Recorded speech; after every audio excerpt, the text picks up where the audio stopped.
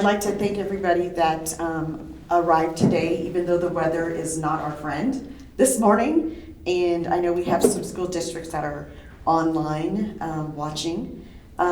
So we're going to go ahead and get started in the essence of time because we were delayed a little bit. First, I'd like to say thank you for wanting to learn more about disability.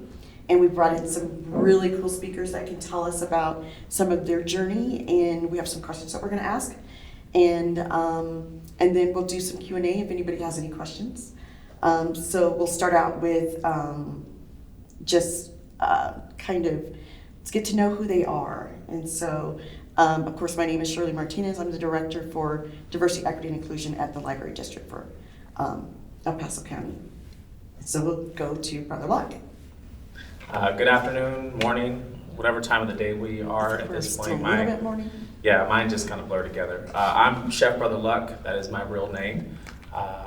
Chef, owner, author, entrepreneur, motivational speaker, mentor, all those things. A lot of my story is really just perseverance, right? Not giving up, not quitting. We all have this amazing story, and there's this fear that many of us share where we don't feel our story's good enough when we compare it to someone else. So we're here to normalize that. We're here to normalize the uncomfortable. So we talk a lot on mental health, changing culture, but also cooking good food. A big part of my background has been becoming a brand ambassador for Colorado Springs and being able to cook on television, shows like Beat Bobby Flay and Chopped and Top Chef. But at the end of the day, it's still about the community. So honored to have a couple restaurants here in Colorado Springs and speak on behalf of the people in our community. Thank you. Hi, my name is Megan Scremin, and I'm the president and CEO of Special Olympics Colorado. So we are an organization serving almost 16,000 individuals with intellectual disabilities or athletes across the state of Colorado. So we have a wonderful population of athletes and coaches and volunteers and schools that are actually involved here in Colorado Springs and in the Southeast. I have been with the organization for 10 years, 3 years in the role of CEO, and prior to that I worked in fundraising and development for a long time. Personally, I have 2 little kids, a 3-year-old, I guess she's 4-year-old, and a 6-year-old. I also volunteer at a few different schools, including serving as the incoming board chair for an independent all-girls school in upstate New York. And it's really just a privilege to be here and to get the chance to represent Special Olympics Colorado, which is an organization I am very passionate about. With that, I'll turn it over to my boss, our co-chair of the board. Hi, my name is Mackenzie Beauvais-Nikl, and I've been with Special Olympics for almost 12 years as an athlete and 4 or 5 years as a leader for Special Olympics. I play a whole bunch of sports, and I'm super glad to be here. Okay, thank you. So we're going to go ahead and get started with questions. So the first one is, share your first thoughts about Disability Awareness Month. I think it's important that we have to continue to discuss the challenges of what's going on in people's lives. And we have a responsibility to better understand perspective. And I think when we talk about specialty months, disability month, this is something that is a lot of people have to live life from a certain lens. And if you don't walk in their shoes, you don't see things from their light, how can you begin to understand or accommodate? So me being a service or hospitality professional, my goal is constantly to anticipate the guest needs. And I think that's something so important is I have to put myself in other people's shoes to see things so we can better provide a service or an experience and create a memory. And I think that's so important, especially in the restaurant industry. How does the environment that we're creating and the culture that we're creating affect everyone? So for me, it's extremely important. I love that there is National Disability Employment Awareness Month. It's an important month. It's a great opportunity for, certainly Mackenzie and I have been able to speak with lots of different organizations and share perspectives. I love that it gives an opportunity to open people's minds and hearts and eyes to the incredible talents and skills and abilities of people with disabilities. But I also see it as a call to action because people with disabilities are still grossly underemployed compared to neurotypical individuals.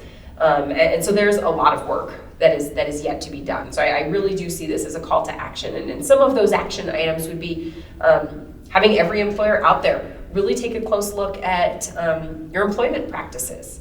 There are so many of these kind of cultural norms or dominant cultural norms that in the interviewing process, as an example, people having someone not make eye contact, that might be a reason for someone to be concerned about hiring someone. The fact that someone might request an accommodation, that might be something that scares away a potential employer.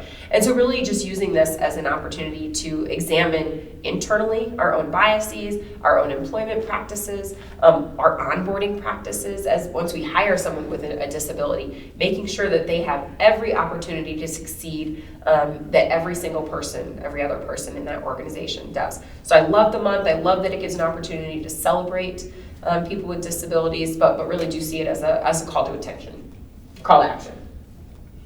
I really think it's a really good way to showcase people with intellectual disabilities, like myself, having a job and getting recognized to other people that don't have a disability or something, knowing that we are able to have a job and overcome our barriers in our workforce. Very good, thank you. So, where were you when you thought about a career with individuals that may have disabilities, and how have you interacted with them? Have you hired them? How have you worked yourself, especially when you have individuals with disabilities, no matter which kind it is? Where do you see sort of like those careers going for people that you've either worked with or you've hired or might be friends?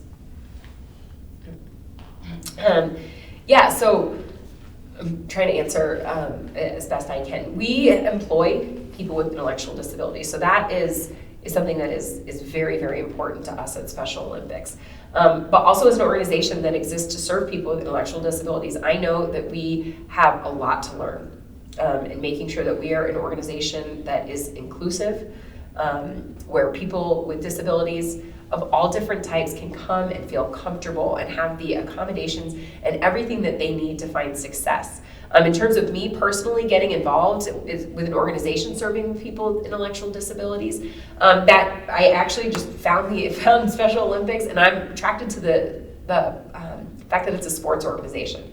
And I've always been passionate about sports. I love sports. I love that they teach responsibility and teamwork. They bring camaraderie and friendship. And so sports has been something that has always been just personally important to me. And I loved the idea that I could work in an organization that used sports to bring people together and to promote opportunity and to provide opportunity.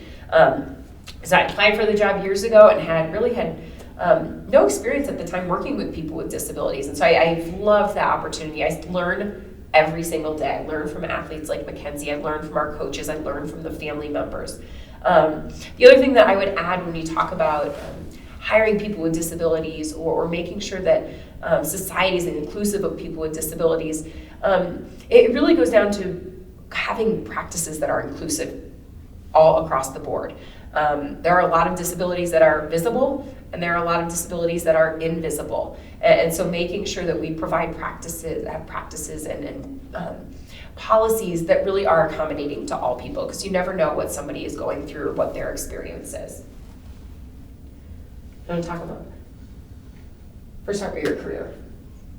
So I just got a job at Howdy's Homemade Ice Cream, and that is a ice cream franchise that was based out of Dallas, Texas, and they hire people with intellectual disabilities to perform all over their what they're able to do, and they accommodate people with intellectual disabilities on working. So I'm more leader in a role, so I wanted to become a shift manager. And so they helped me do all of what managers are supposed to do, but they work with me on how to interact with my other employees as a leader.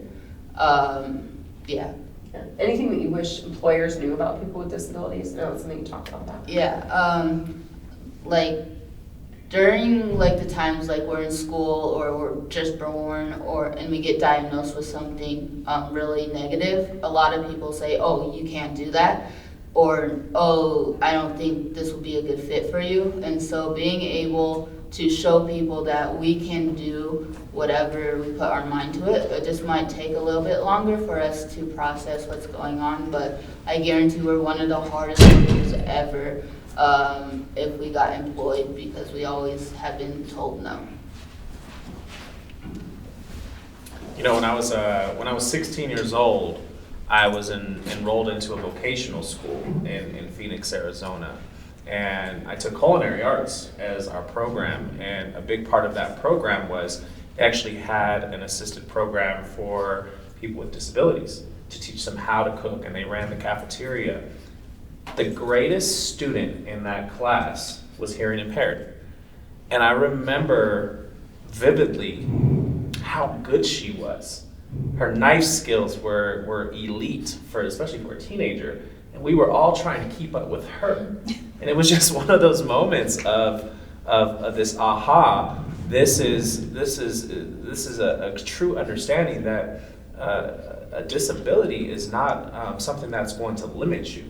It's actually giving her even more power to perform beyond our abilities. And I was so blown away by that. So, you know, as I've gone on through my career and worked with so many people and become a mentor with different programs, cooking is one of those industries that it's very hands-on, it's very internal, and it's a great thing to connect to because we all know food. We all bond over the table. We all have the family memories. So I think when you have the ability to teach a skill, especially like cooking, you can see the connection immediately. So, you know, as I've started to branch out over the last 10 years and own my own businesses, we have the ability to create culture and hire how we see fit, which is, you know, we have to involve everyone because we're teaching and we're sharing the education and the experiences to pass it on to the next generation. So it's an important piece, whether it's a physical or a mental disability. To me, there's a lot of power in that, and I think as employers we have to recognize that. So then my next question is going to go into, were there individuals that mentored you, and how did that shape you where you are now, especially, you know, where you're CEO of an organization, and you know, you're pretty much CEO of your organization, and you know how that's helped you, like you said, understanding from a place when you were 16 and seeing that to where you are now. Mentorship is everything, and I think a mentor begins as someone who helps you find the courage and the power within yourself. And eventually, they're going to break down the walls that you have up so you can begin to trust. And for me, most of the mentors that I've had in my life and in my career have done that. They've helped me break down the mental walls of hey, I don't trust anyone, or I'm not willing to be vulnerable. It's given me the power to kind of step into that role as a leader now and share so much more with my team members. You know, one of my best friends in the kitchen for many years was disabled, and he was a joy. I mean, I wanted to emulate his positive attitude that he carried every day into work. You know, the fact that he woke up was the win, and I was like, you know, the simplicity of that is so important. So, you know, as I teach a lot of my young managers and a lot of my supervisors, these are the things that we're discussing, is to find that joy in people, and I think that's across the board. Yeah, I've had many mentors along the way. Some I would more formally classify or call a mentor, and others who I just learned by watching or asking lots and lots of questions. I would consider my mom to be a mentor. I've learned by watching what she did. I saw her work ethic, her passion for the community. One of my bosses, I gained so much from this particular individual because she mentored me through giving me open and honest feedback, which I think is something that is hard to receive, but also really hard to deliver in a way that is that the receiver is receptive to. And so she mentored me so much. After every single event, meeting we would go through, she'd ask me questions. How do you think that went? And just her general interest in how I think things were going, how I was doing, where I wanted to grow. That sticks with me through today. And then, I look at Mackenzie as a mentor. Every single athlete that we serve at Special Olympics, I am learning from them every day. I'm asking them questions, and I find their feedback and advice to be invaluable guides to what I do every single day. I have a mentor. She's actually one of my soccer coaches. She was actually the one that really pushed me out of my comfort zone to be a leader and showing me that I am capable of being, overcoming the barriers that I was faced in school and all of that stuff. And then Megan, showing me the ways of being on the board and pushing me out, going to meetings, talking to new people because I'm pretty shy, and knowing that she has my back if I am a little bit nervous or something like that. So thank you. Right back at you. So I know, evolving as leaders or individuals in the community, working with individuals with disabilities, are you the leader that you want to be, or are there more things that you feel that you need to do? I think leadership is constant evolution because the day changes as the minutes go by and the world continues to evolve, and I think you have to adapt with that. I have constant ideas of where I want to be, but it's constantly measuring where I'm at. And I do that through the people I keep around me, right? You have to be willing to listen and take the constructive criticism and also learn how to accept a compliment, which is one of the hardest things to do, is to say, thank you. But I think currently, I'm very happy with what we've created because in my businesses, we've opened the doors of a lot of uncomfortable discussion, whether it's mental health or it's disabilities or it's just the constant pressure of living in an industry that is extremely fast and has tremendous pressure. So there's always work to do. I'm always going to be my own worst critic, but at the end of the day, I measure my success on the success of the people that work with me. I've certainly evolved as a leader, and I am absolutely not the leader that I would like to be. I think I spent a lot of time practicing being a better listener. I even have a sticky note on my computer that says, stop, don't talk, listen. And listening to hear, not listening to come up with a response right away is something that I'm working on, but have a lot of work to be done still. We were just talking earlier, I learn from Mackenzie all the time. I take my guidance from Mackenzie and the other athletes that we serve, the families that we serve, the coaches that we serve. And so I know that I need to adjust my leadership style to what is needed at that particular time. So I consider, while I have the title of CEO, I absolutely look at my position as having more bosses and people that are guiding what I do than anybody. And so what they need, what the organization needs, changes. And so my leadership style has to change and adjust with it. Something that I'm also working on, I think it's important to be a leader. Ultimately, someone has to make decisions. And I try to make sure that all of those decisions are informed as best we can by our athletes, that they are serving our mission, which is ultimately to improve the lives and outcomes for people with intellectual disabilities, give them platforms to lead and be advocates for themselves and other people with disabilities. So that always drives my decisions. But as a leader, I've had to get comfortable knowing that the decisions I make impact a lot of people and won't be able to please every single person. And that for me is a hard thing. That's something I struggle with constantly. I've evolved, but still have a lot of work to do. So continuing to grow and change always. How has your leadership style evolved first? How my leadership, Have you evolved as a leader? I think, Have you grown as a leader? how about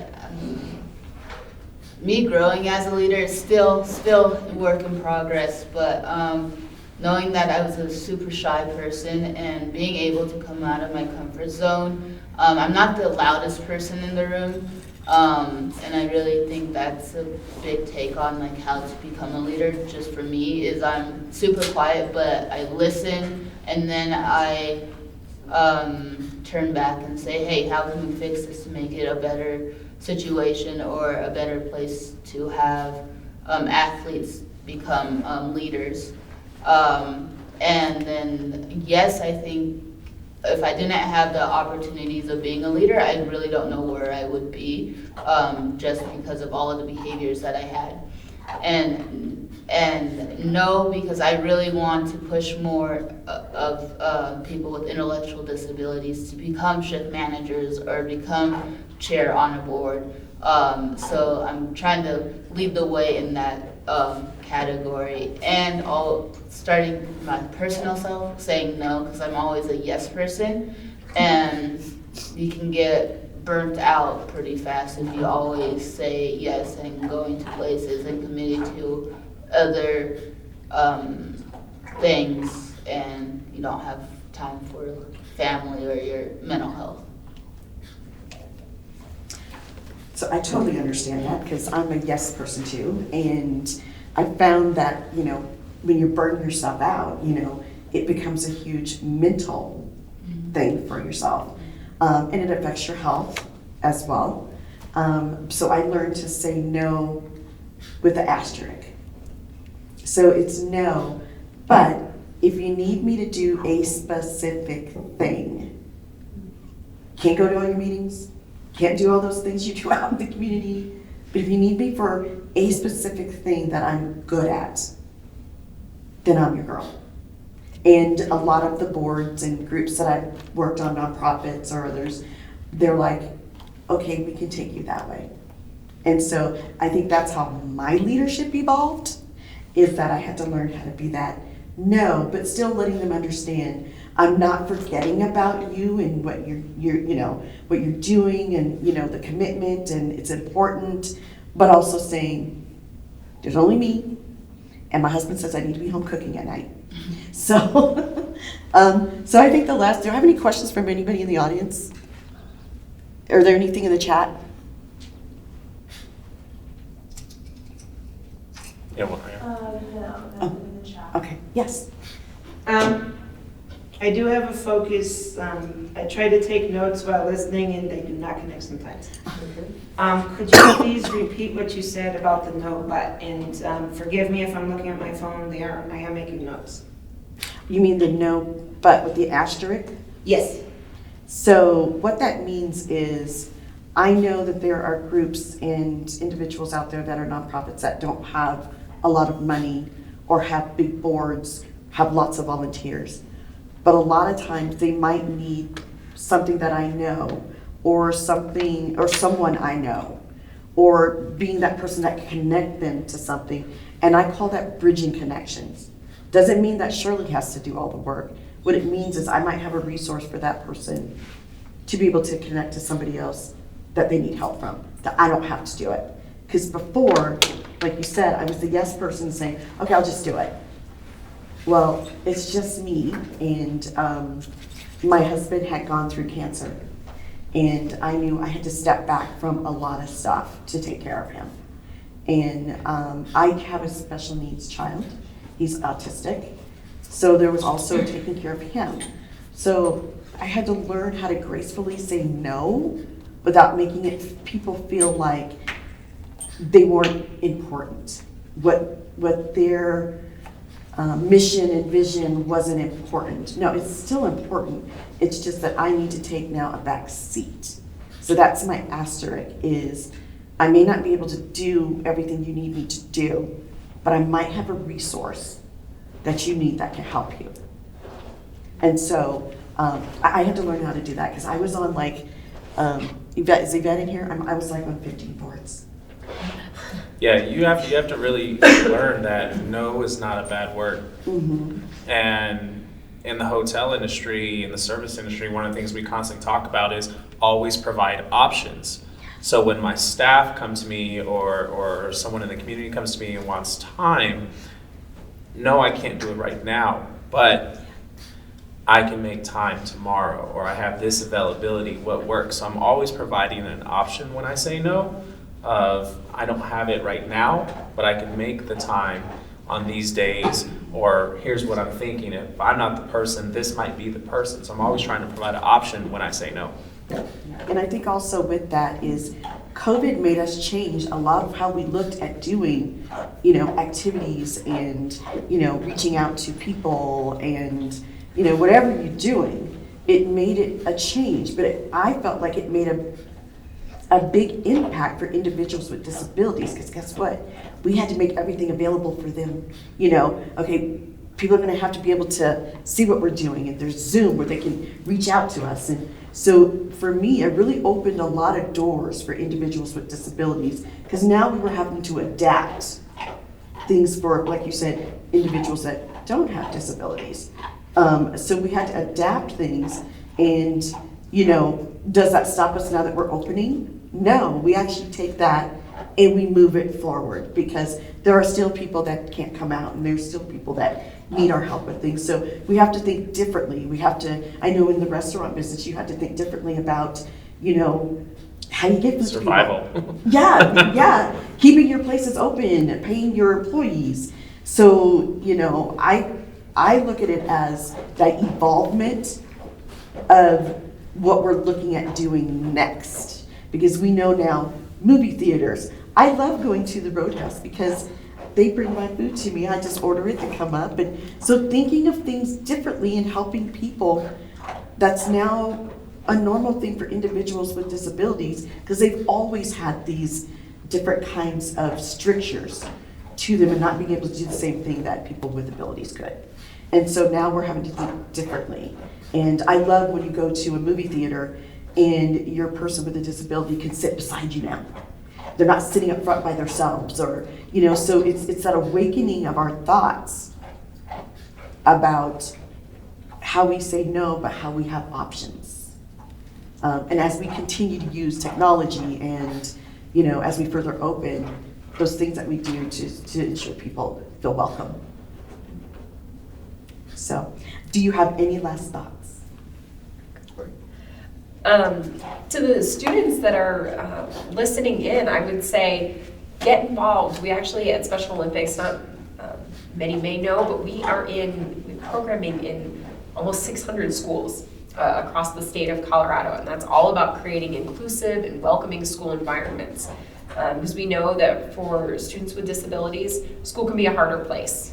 They're 3 to 4 times more likely to be bullied, and so that was kind of why this Unified Champion Schools program was founded. But we're in schools. We'd love to have students involved. We have a youth summit actually coming up next week, with close to 900 students from across the state. So we would love to get you involved in Special Olympics through our school-based programming. Join a sport. We have 21 different sports. Volunteer, be a coach, be unified partners. So our athletes, everything we do is unified, which means we have athletes, individuals with intellectual disabilities, playing and competing alongside unified partners, neurotypical or typically developing individuals, and that it's a partnership, it's a friendship, they're teammates there, and I think that's really core to what we do. And then I'd also just leave with everyone, think about what we can do to include one another.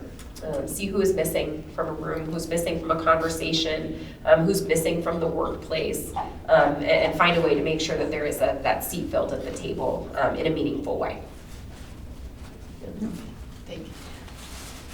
I think there's something important to always remember is that there's only one you, and that can never be replicated, which makes you one of a kind, that makes you special, that makes you you. And you have to embrace that person. I think the moment you can begin to find validation is the moment you can look in the mirror and say, I'm very proud of that person. I'm excited of what we're going to do today. That is extremely important. I think sometimes we forget the beauty of our individuality. So, embrace that piece, because that recipe can never be replicated. So we'd like to thank our panelists today. I think this was a very awakening and revoking conversation, and we will be putting it together and putting it out for others to view as well.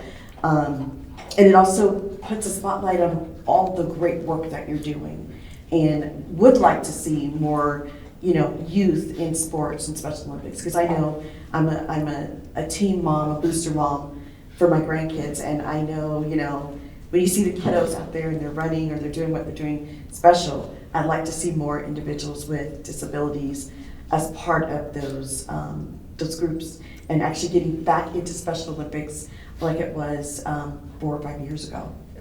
And with BrotherLuck, thank you so much for coming in and talking to the kids about, because a lot more kids are getting into becoming chefs or going to culinary schools, which is what we used to call in high school home ec.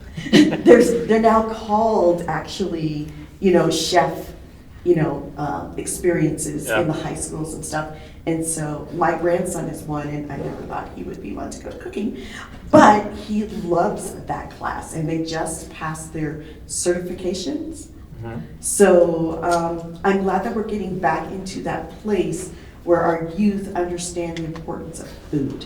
Yeah, we have here in Colorado Springs, we have the Skills Academy, and I love what they do, because it's such an amazing program for people with disabilities to learn how to cook in a setting that's approachable, it's comfortable, and they bring a lot of chefs in. We train some of our soldiers over at that program, and I was blown away by what that team is doing. So there's many of these programs that we have here in the city. Yeah, and it makes owning restaurants and being chefs very Hollywood, as the kids call it. So we thank our panelists today, and thank you for being online, and we're going to close it out.